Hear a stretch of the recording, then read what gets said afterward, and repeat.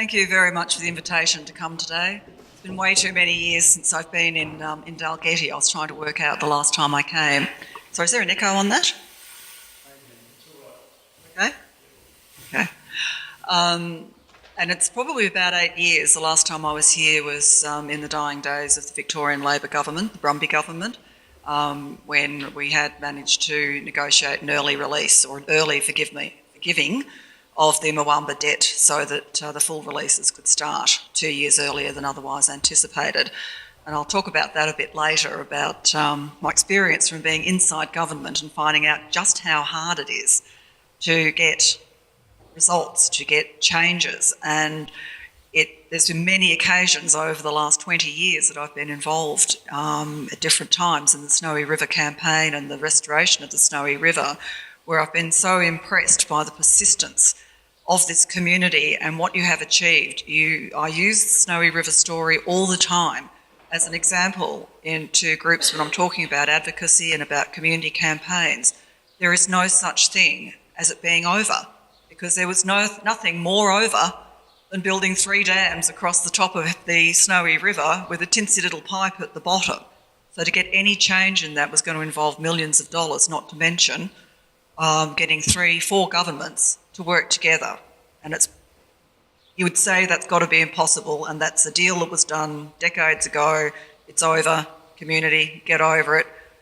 And you didn't, you fought it, and you got some results. Not everything that you wanted, but that you got anything at all. I'm just so impressed. And as I say, I use it as my example all the time when people tell me, oh, the deal was done, we'll never get anything. And I'll say, no, you can. So I'm going to start with the creation story of the Snowy River. And it was told to me by Rod Mason, who at the time was the Kosciuszko Indigenous Liaison Officer when I was writing my book, the Ngarigo Man. The moon took the water from the ocean and travelled to the mountains to the north. The platypus followed and busted the moon's water bags when the moon fell asleep in the mountains. The water gushed out and made the Snowy River and all its children. Snowy River is an old river.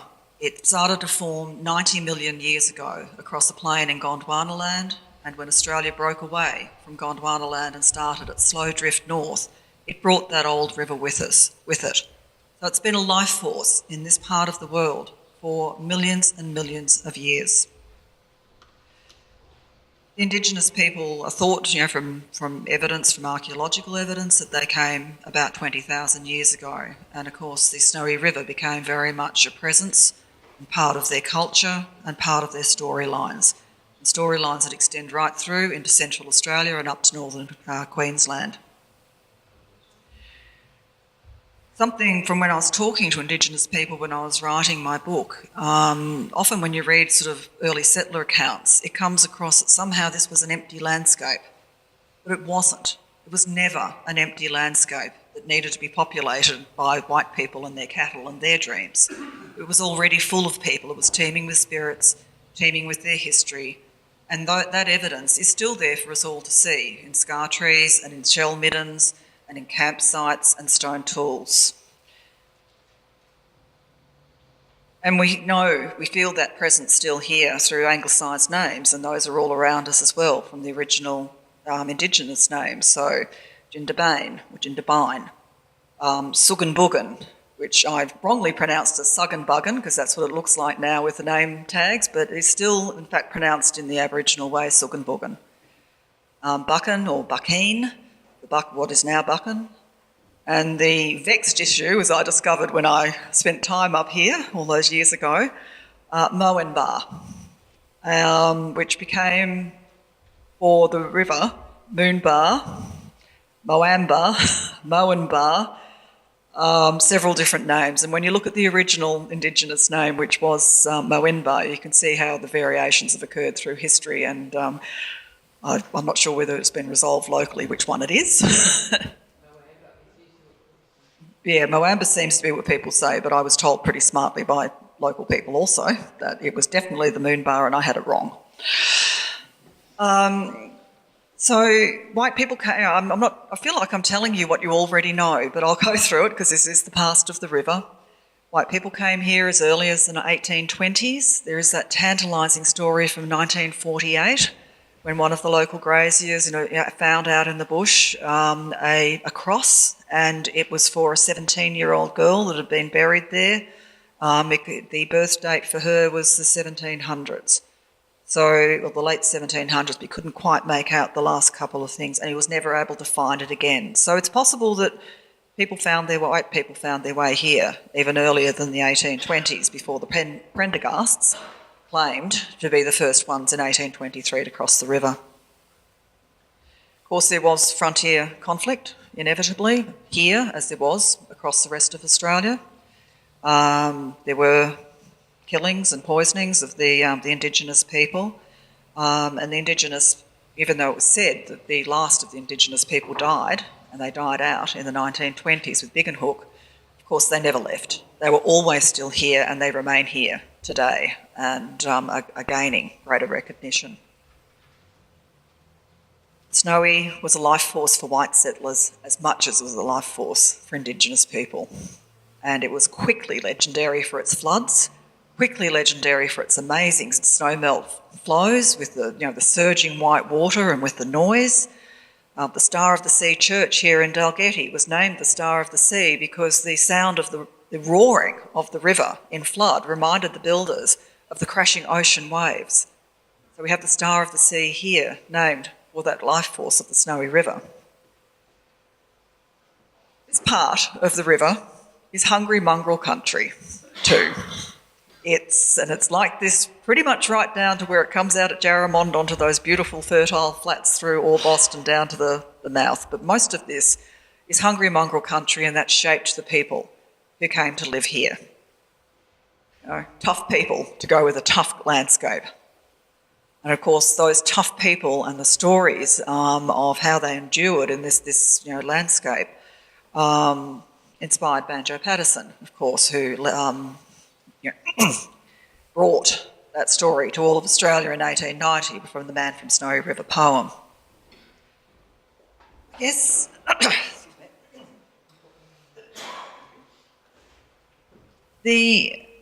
Unfortunately, of course, that wonderful, or that settlement of this area also set in train the degradation that we're still dealing with now with the Snowy River.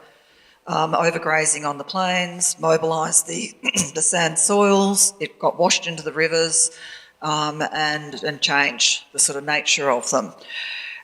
Even though that peaked in the 1890s and has declined since, it has, nonetheless, we live with the legacy of that now. Of course, the Snowy River could cope with having a gut full of sand when it still had all its head flows. It still had the power of the water flow to sort of throw that sand out to the side, carve its way down, keep that moving through and down. And then we come to the Snowy Mountains Hydro Scheme. And all of you know this, again, way better than me. I often feel like a blow-in talking about this that I'm preaching to people who know already. In my book, I called it the Throwaway River. That was the chapter title that talked about what was done to the river. And really, Snowy River was almost doomed from the moment that white people set eyes on it. Such a powerful, strong river that to the white mind was completely wasted. It went through a wilderness area that was no good for farming. It was, pretty, ordinary for grazing, and pretty quickly wasn't even good for that once the topsoil got washed away. And it just flowed out to sea. What a waste of water. The idea that a river would flow out to sea. And so there were various proposals starting in 1884 to dam the river, use it for hydroelectricity. The 1884 proposal was in fact to divert the river into the Murrumbidgee and use it to green the desert. So it was a very persistent idea from a very early stage. It really got traction in 1936 when it was put up as a Depression-era working program, and World War II sort of really cemented that idea. It also coincided with a drought, and there is nothing like a drought to make people think we want water where there isn't water right now. And that's when it really got the traction and the idea that we should be diverting the Snowy River inland. So we know what came next. When the project was proposed, The popular myth or the popular view, which is very enduring today, nation-building project, incredible engineering feat. Why aren't we doing more of them? You know, we've never had a great project like this since, and everyone was for it. I'm a journalist. I do a lot of communications work still. It was a really good public relations machine, and it was very deliberate. And it just rode roughshod over local concerns that were expressed at the time loudly here and down in Orbost that this would ruin the Snowy River. And and then there was a lot of obfuscation. People weren't entirely clear what was being proposed. There was sort of this idea, oh no, they just mean to take the snow melt, but the river's base flow will remain the same. It wasn't really clear. And I interviewed people that were alive at the time until Jindabyne went in and suddenly the river stopped flowing overnight, that they really took 99% of its head flow.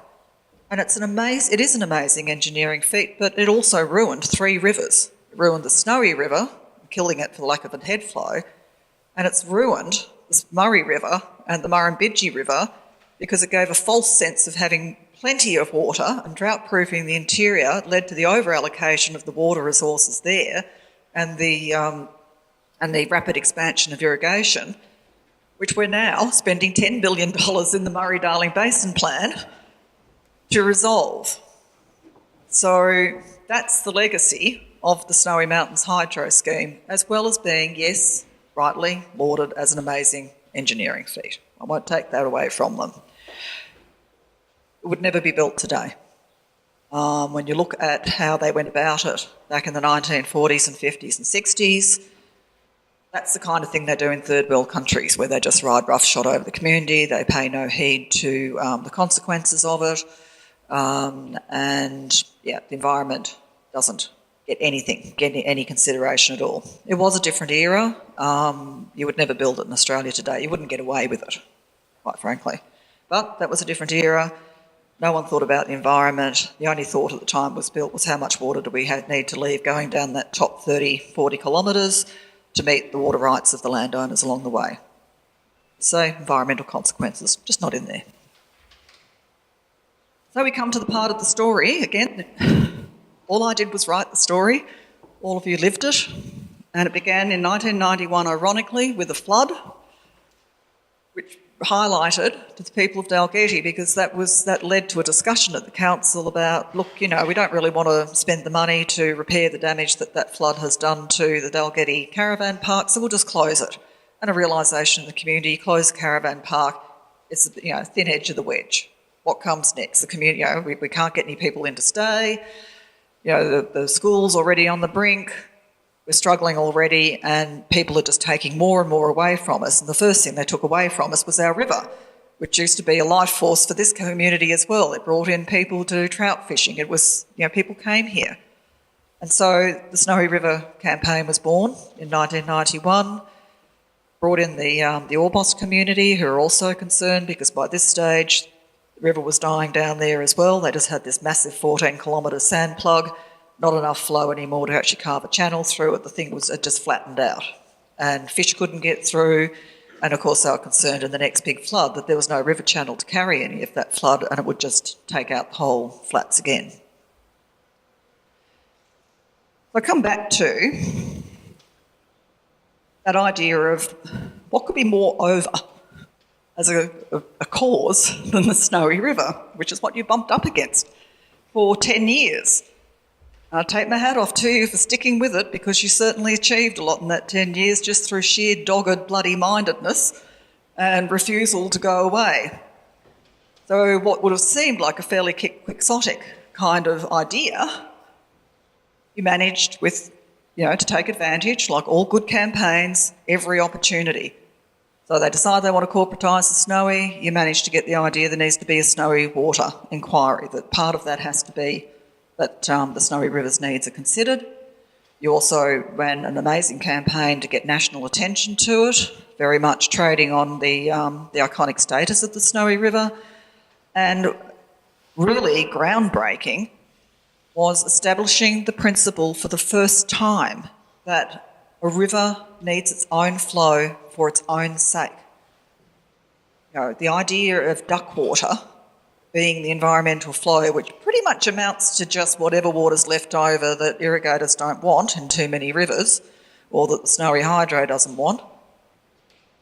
The idea, establishing that principle, was absolutely groundbreaking, and it has set in train what is now considered to be just conventional thinking on river restoration and river programs all over Australia.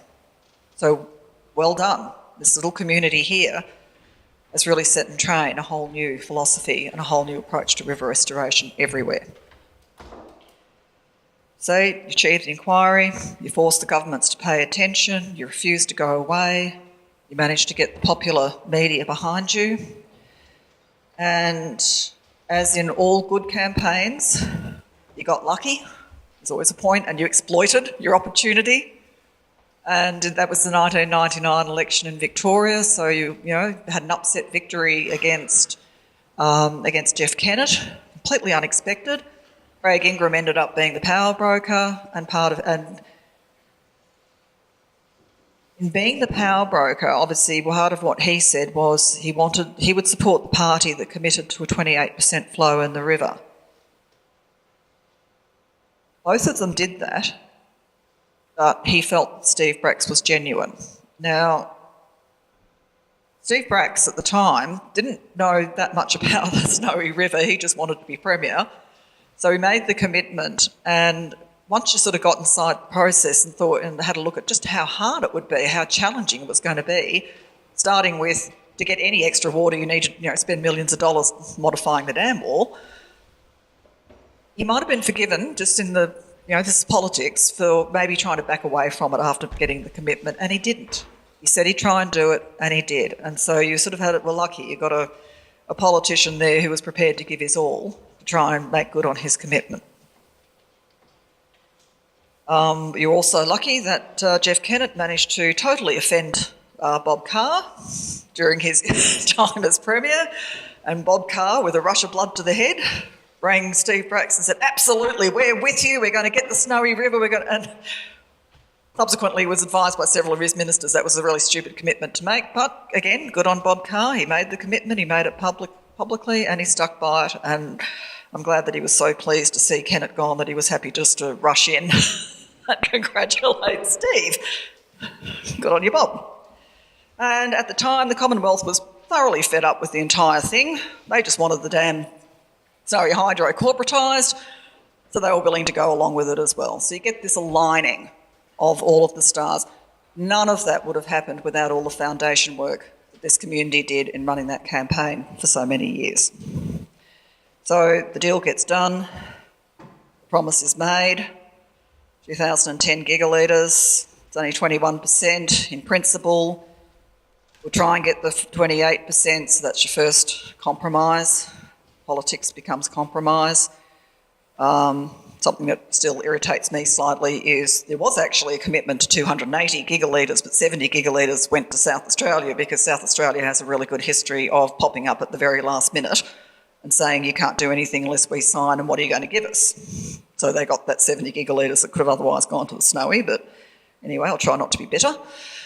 All of it was going to come from savings in irrigation systems on the other side. There were safeguards that were built into it to the extent that you can ever have safeguards built into these things with the flows deed as part of the Corporatisation Act. And then you had that early start of the releases from Mwamba to give them their photo opportunity. And then I wrote a book, and I was inspired by this achievement, by this David and Goliath battle, and by the fact that you had achieved what seemed to be the impossible. It was just a great story. It just had all the elements in there for a great story. Going back a little bit over my background, I was a horsey girl, loved horses, so of course, loved Banjo Patterson's poem, The Man from Snowy River, just found it exciting. Call me stupid, but I didn't ever think there was actually a Snowy River. I thought it was a work of fiction. So, call me stupid, very naive. So it wasn't until my mid-20s when I was working for The Age and I was sort of out doing stories, and we sort of came via Can River and with the photographer, and we just drove through snowy flats there and over this river, and I saw a sign saying Snowy River, and I thought, oh my God, there really is a snowy river. And of course, in that part of the Snowy River, you think, how the hell did this inspire banjo? Jesus, it's pretty tame. And that thought sort of stayed in my mind until I became the environment reporter at The Age in the late 1990s, and was contacted by the Snowy River Alliance in Orbost to come up and do a story, and that started some pretty intensive coverage of the issue right through until 2002. I then wrote the book. The book was launched in 2005. I made a decision not long after that perhaps I didn't want to be a journalist for the rest of my career. So I did my master's degree in environmental studies and managed to get a job through a slightly circuitous route as the senior water policy advisor to Victoria's water minister at the time, which was Tim Holding. I don't know how much anyone here knows about Tim, but in Victoria he's often remembered most for managing to get himself lost in the mountains for a weekend. Well done, Tim. It's pretty scary when you wake up and hop in the car on a Monday morning and your boss is the first headline on the news and he's lost, particularly when we had a big thing happening in Parliament that week and I had actually needed his signature on a document, and if we didn't have it, we were going to lose. So that was great. And I certainly know in Victoria that there are a number of people that I work with now in irrigation communities and things who would prefer that Tim had remained lost. But that's okay. I liked working for him. I thought he was a great minister. Now, and then when I unceremoniously lost my job because the government lost its job, it's often not known that people in ministers' offices and things lose their jobs when the government loses a job, because, believe me, the other side does not want you. I then was picked up by the Australian dairy industry to work for them. So I've been immersed in the Murray-Darling Basin Plan since its inception, and they basically brought me on board because the farmers needed help to understand what the plan was about, why it was being done, and how best to basically adapt to it and to develop policy positions that were recognised environmental needs but also safeguarded their businesses. So, that's been my history. I've just recently gone out as a consultant, though. On my way up here on the plane, I read the last chapter of my book, which begins by saying, was the Snowy River really saved? And only time would tell. And at that point, we were at the start of a 10-year program to recover water for it. And I pointed out in there that you kind of have to give governments a chance to do the right thing before you head kick them for doing the wrong thing. So you had to wait and see. And in that chapter, I went through several things that at that time you could foresee could be problems that could get in the way of getting an average 21% flow down the river, because you need to get more than 210 gigalitre entitlements for that to work. And that could sort of stymie it. And unfortunately, as I was reading through that chapter, I was going, tick, yep, that one happened, tick, that one happened, tick, that one happened. So you're supposed to get an average of 21%, okay? Now, the way entitlements work over in the other side of the divide there, that means you'd probably need, depending on the mix of type of entitlements that they get, varieties of different reliability, you'd need probably about 280 in order for it to be an average. And some years you'll get more than 21% going down the river and some years less, but on average. What you ended up actually getting was 21 or 210 in entitlements. They are mostly high reliability, but there's a fair few in there that are general security. General security is often way, way less than 100% allocation. And there are also some low security in there from Victoria, which with the advent of climate change and also the Murray-Darling Basin Plan changing reliability settings, you're only ever going to get those in an exceptionally wet year, such as 2016-17 that led to your big flows last year. So that was the first thing where they kind of compromised. You didn't manage to win the permanent decommissioning of Moomba, and they put the thing back in order, shut it off in 2005. We did get the Moomba debt forgiven, because the problem there was that all the water that was being released had to be paid back once they started to get the water savings, which meant that the river was sort of only getting 4% of the flow. And because of the drought, what was thought to be a debt that would be forgiven in 3 or 4 years was taking nearly 10 years. And so one of the things that I got my minister's support for and that we managed to achieve was to get that debt forgiven, pay some money to Snowy Hydro. We always had to pay money to Snowy Hydro. And it started to get its full allocation 2 years earlier. The willows are gone, so there's been really good sort of rehabilitation work through the length of the river. Down the bottom, there's been a lot of work with in-river structures and things, and some success in re-establishing the channel and the deep pools. These are all good positive things. And as I say, the Snowy River established these principles. There's 2 other dangers that occurred. One is, over time, governments change, ministers change, advisors change. So where you had a strong, absolute commitment with Steve Bracks and with Bob Carr, they are no longer in politics. Subsequent governments have other priorities that come through, and unfortunately things can slide off the radar. And that is what has happened with the Snowy River. The other huge threat always to the Snowy River's restoration was the dire need of the Murray River in the Murray-Darling Basin. And that was clear that was going to emerge even when I was writing my book. So in 2004, the Council of Australian Governments said that they recognised that they needed at least 1,500 gigalitres just to stop the Murray River from degrading further. So that's just to hold it in the steady state that it was in then. Remember that a lot of the water over allocation, particularly in Victoria, was a direct consequence of this idea of drought-proofing the interior by diverting water from the Snowy Hydro scheme into those inland rivers. So we're fixing a problem of our own making.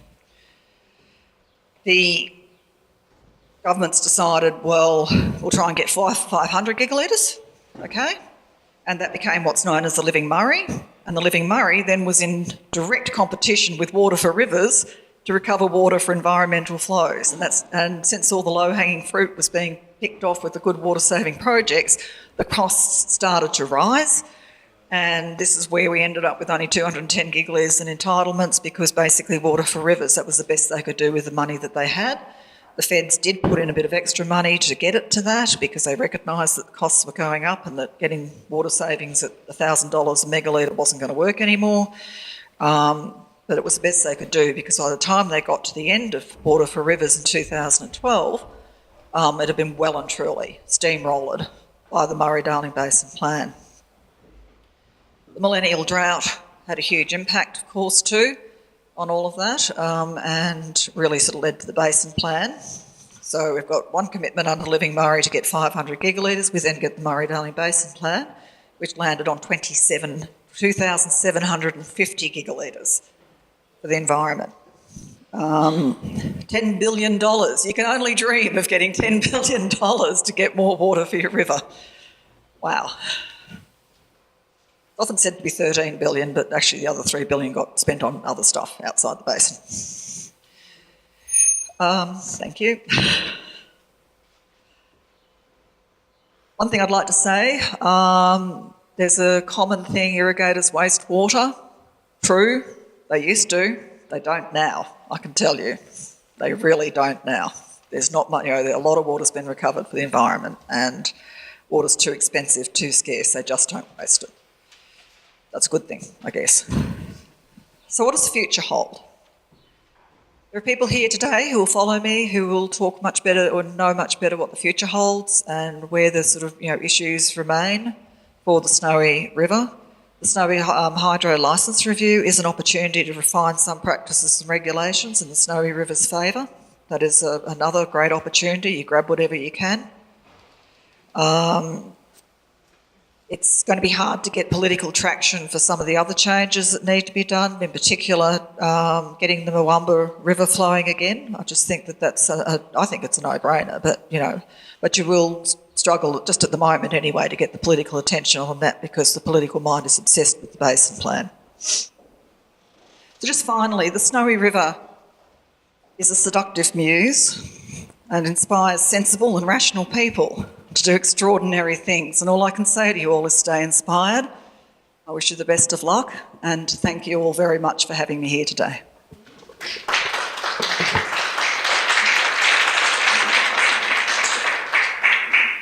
Are there any questions?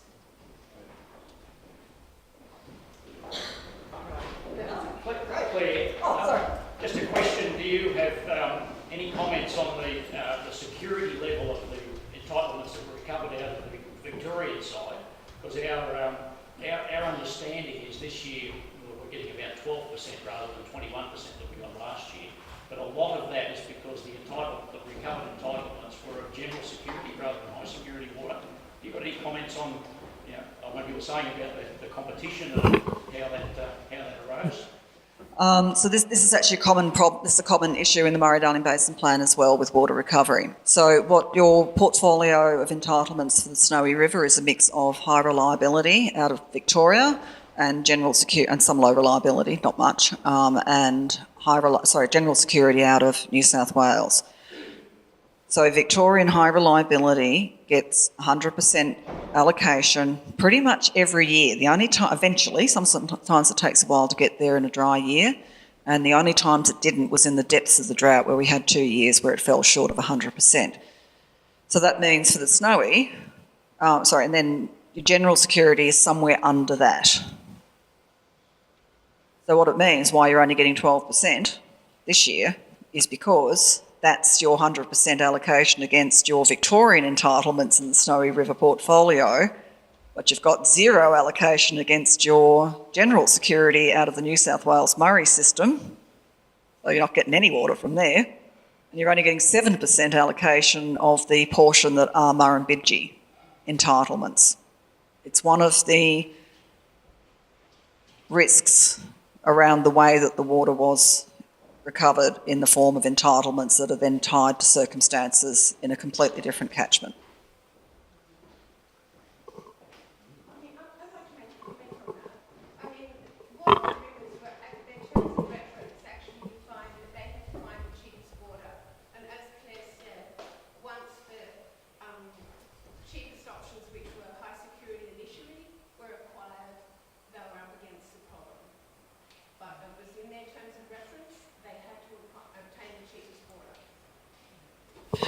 Towards the last few years of the water recovery too, I was in the Minister's office by then, and so a lot of conversations with Water for Rivers as they were bumping up against, running out of money and the competition then with, the Living Murray program and then Murray-Darling Basin Plan emerging.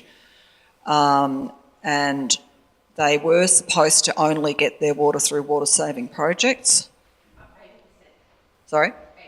Yeah. That was a change that was then made because all of the cheapest water saving projects had been done, and the only way they were going to get to 210 entitlements was to go and buy some, and that's what they did, and they got permission to do that. Yes. Thanks for your talk. Just one last question. There's a beautiful picture on the front here. From your point of view, having seen all the issues over so many years, do you think it would help maintain community support for water releases if more people could actually see a scene like that at Gippsland and water's coming out? I mean, I'm a local, I can hear it, but it's really, people say, where can I get to see it? Unless you're really agile, it's really hard to get to a spot easily, and particularly if you're a visitor passing through, it's almost like it's deliberately blocked off. Any thoughts on that? Well, you've got someone here from Snowy Hydro, and you've got someone here from Snowy Tourism. I would suggest that they need to get together and build a viewing platform. It'd be good for everybody. Good publicity for Snowy Hydro, good publicity for tourism, and you might even then, because you've got suddenly this lovely, good view, you can get, people can get out there. It's something to promote.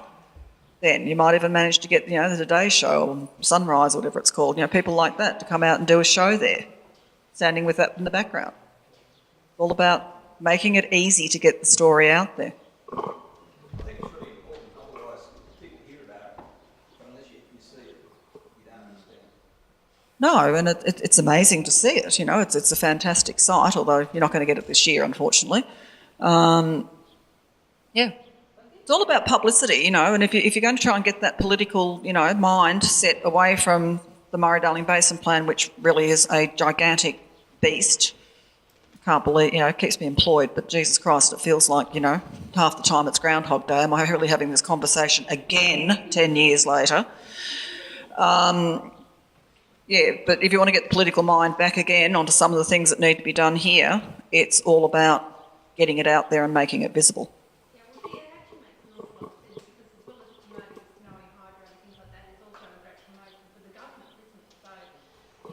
And politicians love a great promotion, and I always say to people, I love elections. It's a great time to go asking for stuff. It's amazing what they'll commit to when they're feeling nervous.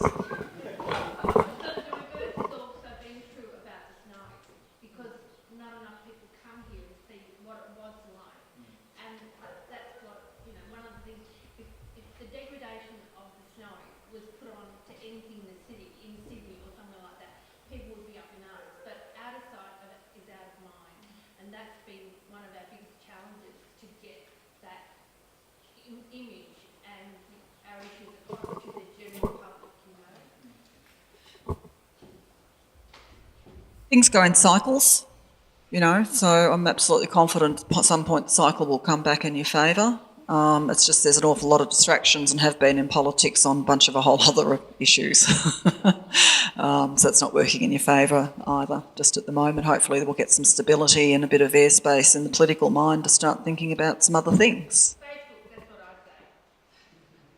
Social media is quite a powerful platform, although all I can say is Twitter is not for the faint-hearted. I have a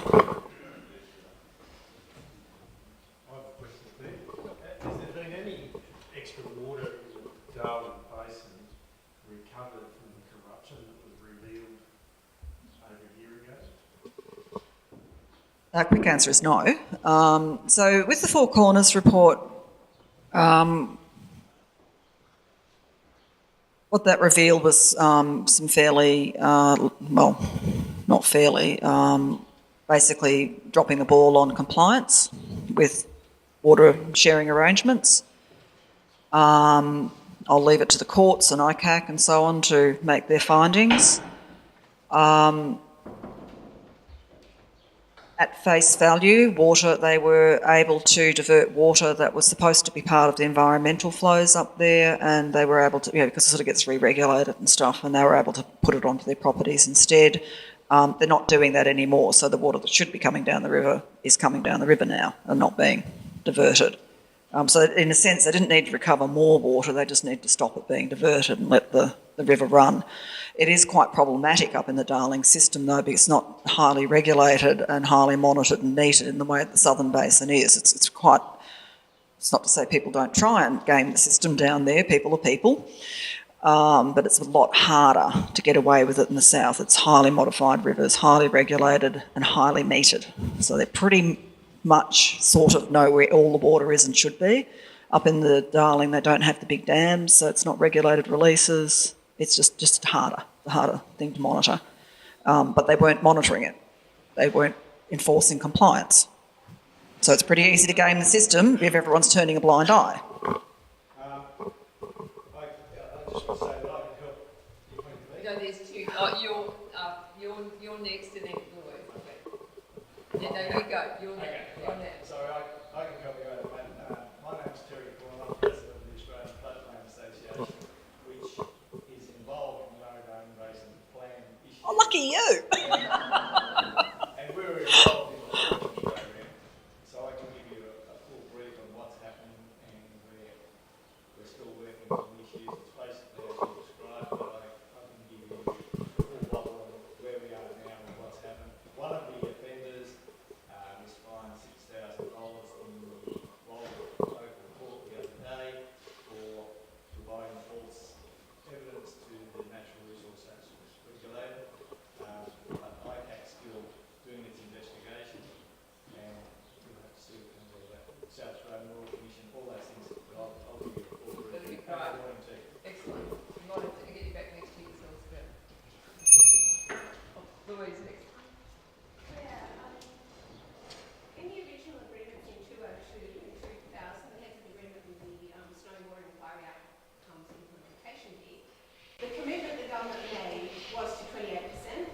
minimum environmental flow every year.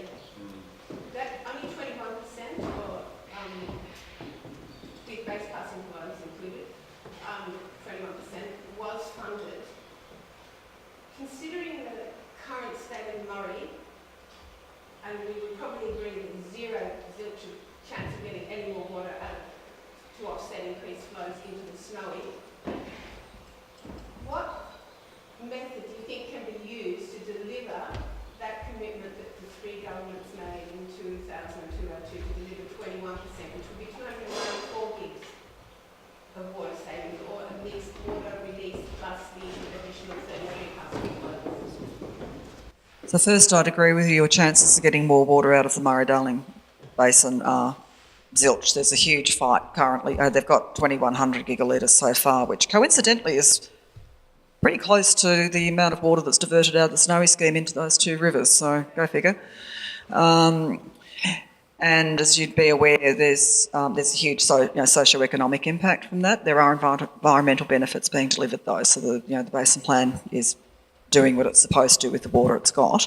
But there is a huge fight now over, some people want to get another 450 gigalitres. I won't bore you with all the ins and outs of the legal situation with that. So the chances of getting another 70 or 90 to the Snowy when there's already a fight over whether or not another 450 can be squeezed out of irrigators. I never say it's over, never say it can't be done, but that's a big one, big task. So what are your options?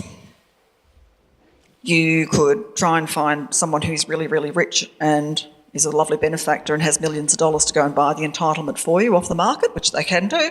It's an open market. You got someone from Snowy here?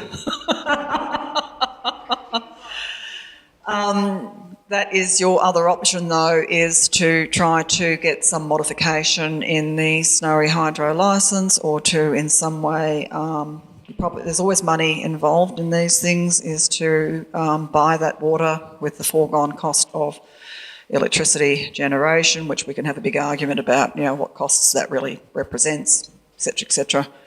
You've got the Snowy 2 project. You never know. I know that's on the other side of the thing over at Tumut, but sometimes, again, to get community support and all of that, governments, there's an election on, ask for the impossible. But that's probably your best bet, is in some way to have some change in water management at the Snowy Hydro company level to get that water in there. Yeah.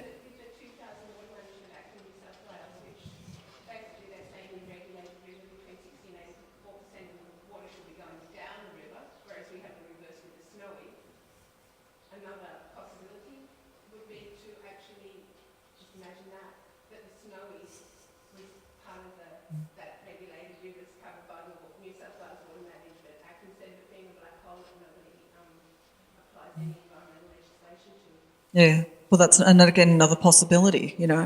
That's the other thing about any kind of environmental fight, which again, why it's never over, is there are always new things that are brought in. There are new acts.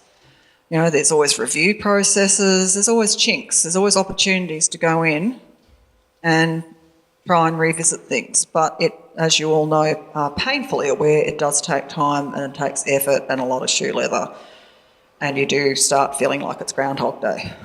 But it's Groundhog Day. Give it a go. Thank you, Claire. That was fantastic.